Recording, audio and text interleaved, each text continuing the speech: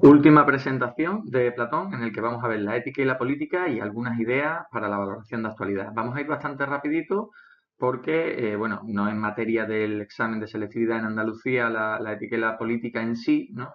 Digamos porque es lo que entra en la parte ontoepistémica, pero efectivamente en Platón está todo tan relacionado y en el mito de la caverna hay un momento, de hecho, en el que la ética y la política se hace evidente, sobre todo la política, ¿no? Con ese regreso, cuando el individuo que sale de la caverna y sabe lo que es la verdad, tiene el compromiso político de volver hacia adentro a liberar a sus conciudadanos. Entonces, pues por eso tenemos que ver la ética y la política, pero como digo, con menos detenimiento que lo que ya hemos tratado en el autor. Mira, estamos en disposición de centrarnos ahora ya en lo que era realmente lo que vimos en un principio como el objetivo real, objetivo final de la filosofía de Platón, que era cambiar la sociedad de su tiempo. Pero como hemos visto, Platón sigue a Sócrates en esto de que no puede haber buena acción si no hay conocimiento. No podemos hacer el bien si no lo conocemos. Ya hemos estudiado la teoría de las ideas, hemos visto dónde se ubica ese bien, hemos visto cómo es el proceso de conocimiento para llegar hasta ese bien. Ahora la cuestión es que si tenemos el conocimiento del bien, podemos ponerlo a nuestra disposición para su aplicación práctica. Y en este contexto va a aparecer, como veremos en un momentito, la figura necesaria del filósofo rey. En el ámbito ético-político vamos a concretar lo que es el concepto del bien. Ya hemos visto que el bien es como idea, la idea suprema que está en la cúspide de todo. Eh, pero aquí ya no vamos a hablar de las ideas en general ni del conocimiento en sí, sino que vamos a hablar de un ámbito concreto, como es el ámbito de la ética y de la política. Entonces, el bien, en la ética y la política, es decir, en el ámbito práctico, de la práctica humana, se concreta en el concepto de justicia. ¿Qué consideramos una buena sociedad? Pues consideramos buena sociedad aquella que es justa. ¿Qué consideramos un buen ser humano? Pues aquel que es justo. Es decir, aquella sociedad o aquel acto humano que beneficia a todos, ¿no? Y no solo a uno mismo, es lo que consideramos justo. Y por lo tanto, la justicia es el mayor bien en la vida humana, podríamos decir. ¿Y cómo define a su vez la justicia? Es decir, hemos dicho que el bien en el ámbito práctico es la justicia, pero nos queda por definir qué es en sí la justicia. Y Platón la definiría de un modo muy sencillo. Nos va a decir que la justicia es orden y que solo tendremos que observar el funcionamiento tanto de la sociedad como del individuo para darnos cuenta de que esto es así. Partamos primero de la sociedad, ¿no? Nos es mucho más fácil ver los detalles en un cuadro grande que en un cuadro minúsculo o pequeño, ¿no? Entendiendo que la sociedad sería el cuadro grande, la agrupación de individuos, y el cuadro pequeño sería mirar al propio individuo, ¿no? Ya que la política versa sobre la sociedad, vamos a ver primero qué entiende por justicia y por orden en la sociedad Platón, para ver si después, por analogía, podemos entender la ética, es decir, el comportamiento individual del individuo, ¿vale?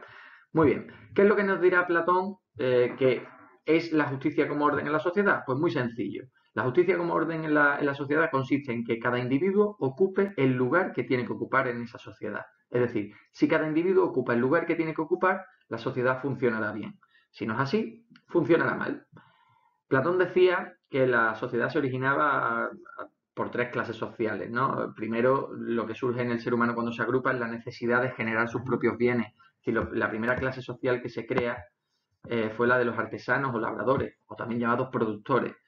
El hecho de explotar la tierra, expandirse y llegar a tener que proteger sus propias fronteras o incluso enfrentarse con otros pueblos para, digamos, obtener los bienes que necesita, ya que al crecer la sociedad, ¿no? Al haber prosperidad en una sociedad, crece y necesita más recursos que los que la tierra que ocupa tiene, pues entraría en guerra, en conflicto con otros pueblos y surgiría la clase de los guerreros.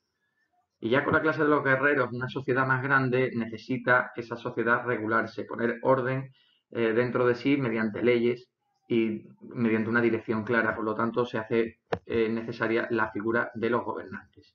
Pues muy bien. Teniendo esto, nos dirá Platón lo siguiente. Esta sociedad funcionará bien cuando los individuos que la componen ocupen la clase social que les corresponde. ¿Y qué es lo que va a definir qué lugar debe ocupar cada individuo? Pues nos dirá Platón que no es otra cosa que el conocimiento, el grado de conocimiento alcanzado. Cuanto más elevado el conocimiento, más cerca debemos estar del gobierno de la propia sociedad. Cuanto menos elevado sea ese conocimiento, más nos quedaremos, digamos, en la base productora o productiva de esa sociedad. Esto no es una cuestión de jerarquía en cuanto a importancia, entendiendo, ¿vale? Que esto es lo que se comenta aquí al principio de esta diapositiva, entendiendo que Platón va a sostener que todas las clases sociales son importantes. Una sociedad no puede vivir solo de tener gobernantes y no puede vivir solo de tener artesanos o productores. Es decir, importantes son todos. Ahora, de cara al gobierno, es decir, cuando hablamos ya del gobierno de esa sociedad, entonces sí es importante que el conocimiento sea graduado y que aquellos que más saben sean los que dirigen. Por eso decía Platón que o a los filósofos los hacíamos reyes o a los reyes los hacíamos filósofos, ¿no? Es decir, o a aquellos que saben les damos el poder o a aquellos que tienen el poder les damos conocimiento. Pero el que esté ahí arriba tiene que ser alguien que aglutine las dos cosas, poder y conocimiento. Lo que va a determinar qué lugar ocupa cada individuo en la sociedad, es decir, qué grado de conocimiento ha alcanzado y qué lugar debe ocupar en esa sociedad, no es otra cosa que la educación. En esto Platón es muy adelantado a su tiempo porque propone eso, una educación abierta, una educación pública que sea la que coloque a cada ciudadano en su lugar. Es decir, como veis, Platón no era partidario del derecho de sangre, ¿no? Es decir, que el rey siga siendo el hijo del que actualmente es el rey, ¿no? O sea, la figura del príncipe que asciende al rey, ¿no? Y un derecho de sangre para seguir ocupando el puesto de poder. Platón entendía que si el hijo del rey era incompetente para gobernar y sin embargo el hijo del herrero del pueblo es el tío más competente que tenemos para poner en el gobierno, pues que fuese él. De hecho, estoy hablando de tíos, ¿no? De hombres en masculino, porque pudiese parecer que en esta sociedad, que efectivamente era todavía tremendamente machista, las mujeres no tendrían ese espacio. Sin embargo, Platón justamente en la República sí que defiende que la educación debería de llegar a todos, a hombres y mujeres, y Platón sí consideraba que era un desperdicio del talento el hecho de rechazar a las féminas, ¿no? A las mujeres, simplemente por ser mujeres, ¿no? Decía que era un criterio totalmente aleatorio y si una mujer era la más capacitada para estar ya sea aquí, allí o allá dentro de la sociedad, así tendría que ser elegido. Pero bueno, eso es cuestión que podemos dejar, digamos, para otro momento, para ir un poquito más rápido.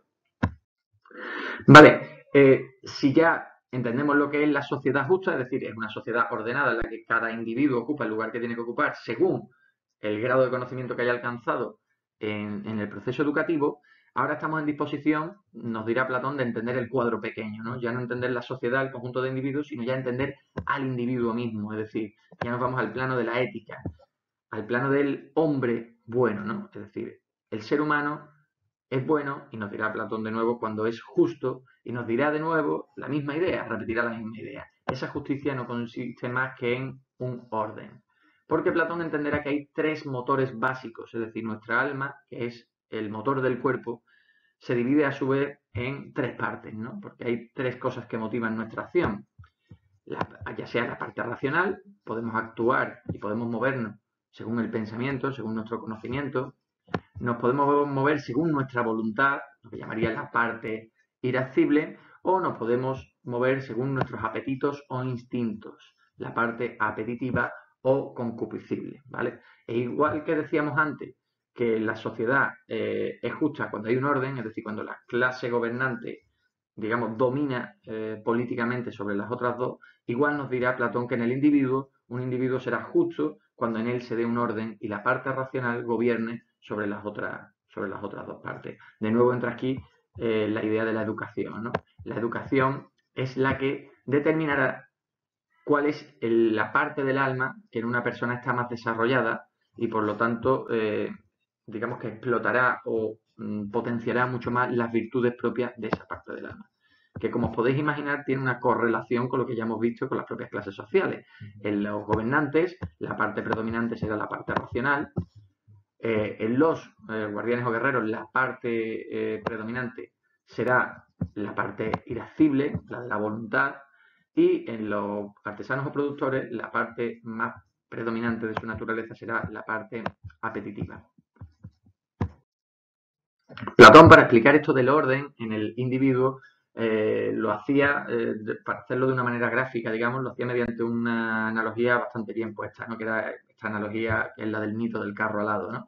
Él decía que teníamos que imaginar el alma humana, esas tres partes, como si fuese un carromato tirado por dos caballos, ¿no? Donde tenemos a un conductor y a dos caballos, ¿no? Un caballo blanco y un caballo negro, ¿no?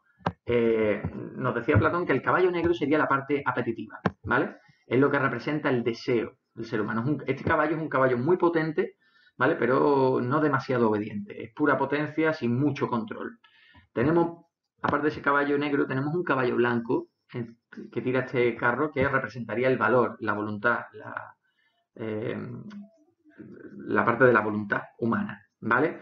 O lo que era la parte irascible del alma. Este caballo es menos potente que el caballo negro, pero es más obediente. Y por último tendríamos al conductor que guía ese carro.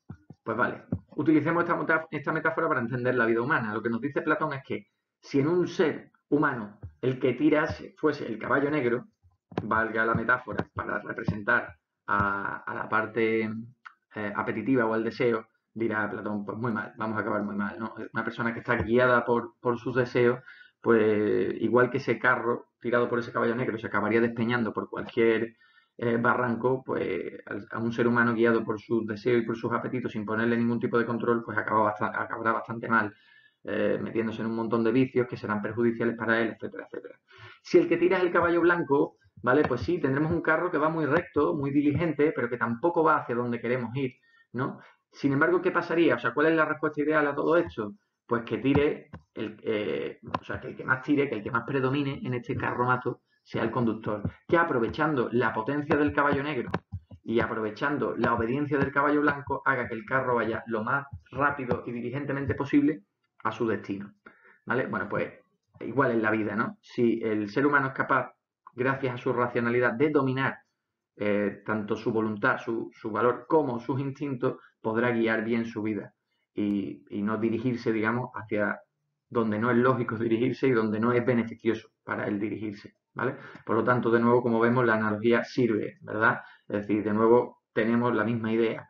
El bien en la práctica es la justicia y la justicia es orden. En el caso del individuo, la parte racional debe ordenar, debe dirigir a la parte irascible y la apetitiva o concupiscible. ¿Vale? Así, retomando la idea de que si la educación hace su papel, cumple su papel, lo que tenemos es que cada tipo de alma, ¿vale? Pues se desarrollará un tipo de virtud. En el alma racional, la virtud que se desarrollaría es la sabiduría, en griego la frónesis, ¿no?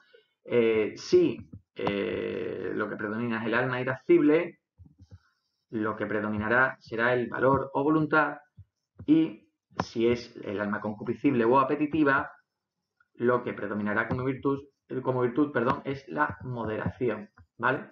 Sabiduría, valor y moderación como las tres virtudes, siendo la justicia el equilibrio consistente en que la parte racional sea la que domine, ¿no? a las otras dos, siendo la virtud de las virtudes la propia justicia, ¿no? Que es la que impone que la sabiduría a su vez se imponga sobre el valor y la moderación.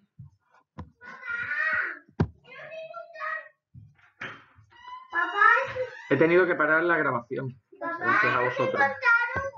Y ahora, por último, estamos en disposición de hacer algo que, digamos, os lo debo, ¿no? Porque si os dije al principio del tema que todo, absolutamente todo, tiene su raíz en la teoría de las ideas, y al final Platón todo lo explica a partir de esa parte, digamos, de su filosofía, que es el núcleo, ¿no? De todo su pensamiento, como es la teoría de las ideas, vamos a ver qué relación tiene todo esto, como hemos visto, de la ética y la política con la propia teoría de las ideas, ¿vale?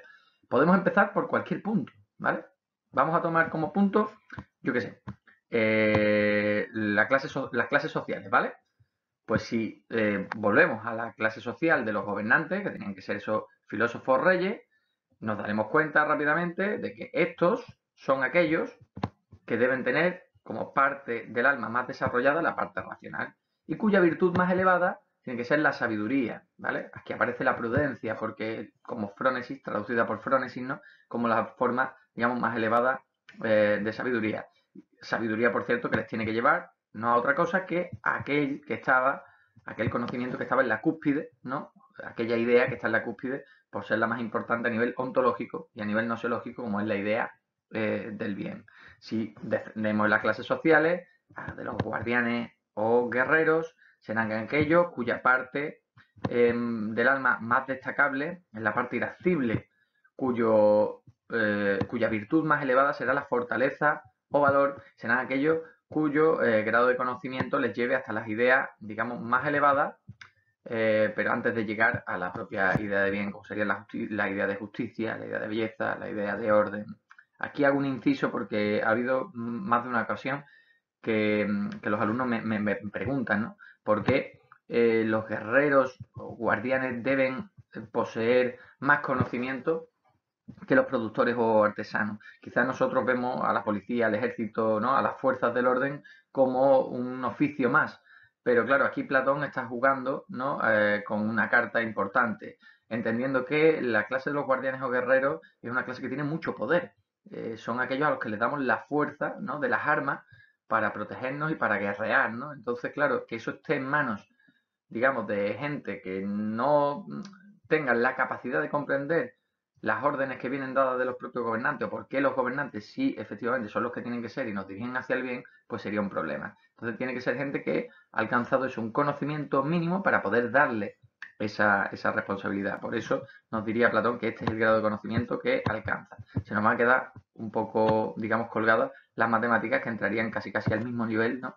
de tipo de conocimiento elevado. Porque nos queda la última clase, que sería la de los artesanos y productores, aquellos cuya parte del alma más destacable o más, digamos, potenciada es la parte concupiscible, la parte apetitiva, la del deseo, y cuya mayor virtud sería la templanza o moderación, que sería básicamente el control, precisamente, o el autocontrol, ¿no? El control de esos deseos y de esos apetitos. Son aquellos que en el grado de conocimiento quedarán en el grado de conocimiento más bajo, ¿no? De las esencias más básicas, ¿no? Las ideas más básicas.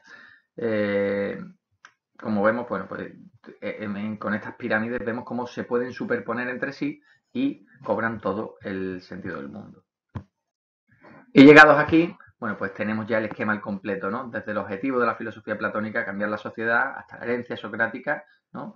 Hacer el bien implica el tener que conocerlo, y conocer el bien es ir más allá de la opinión y adquirir verdaderos conocimientos. El planteamiento platónico de por qué no tenemos ese conocimiento, y es porque ese conocimiento no existe en nuestro mundo, sino en otro plano de realidad, al que por nuestra propia constitución antropológica, ¿no? La propia constitución del ser humano como mezcla de cuerpo y alma, como suma, mejor dicho, de cuerpo y alma, pues nos permite, gracias a esa parte inteligible que es el alma, acceder hacia ese conocimiento verdadero mediante ese camino que nos explicaba en la dialéctica, ¿no?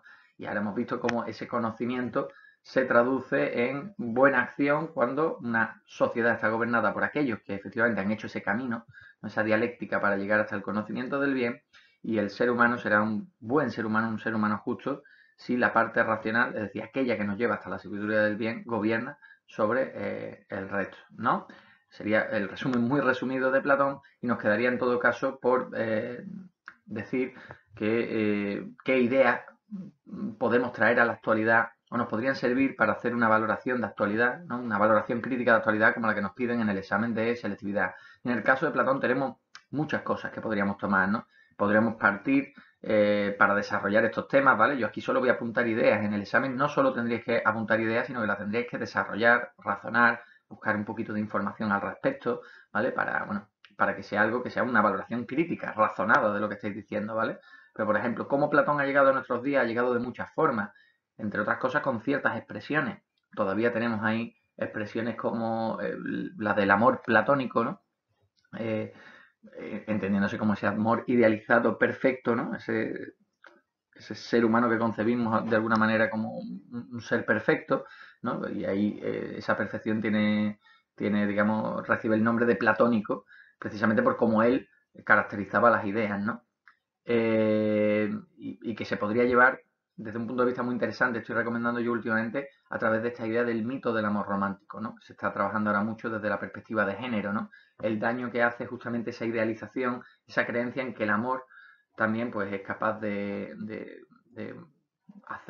convertir hasta lo malo en bueno, ¿no?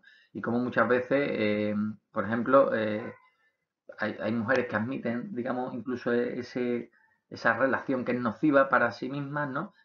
Creyendo que el amor va a acabar curando o va a acabar cambiando eso, ¿no? Y entonces, como esa idealización, pues también tiene su vertiente negativa. Lo podríamos trabajar para hacer una valoración crítica de actualidad con más enjundia, ¿no? Y con más reflexión de fondo.